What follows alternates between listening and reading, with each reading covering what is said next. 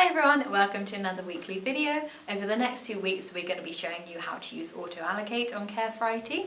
This week we're going to show you how to set up regular calls for your clients and how to set regular staff. Keep watching for a video tutorial on this. To add regular assignments to your service users, you need to click Service User, View Service Users and locate their profile.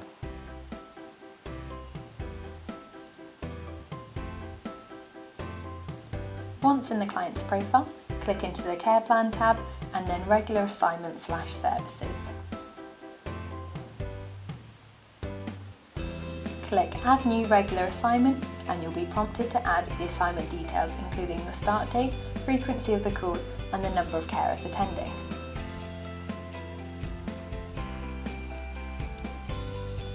Once you are happy, click Add to Care Plan.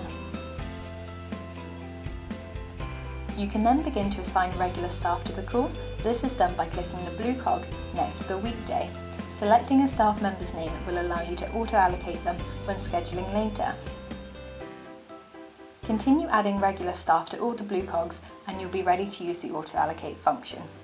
Thanks for watching. Don't forget to like, subscribe and follow all our social media platforms.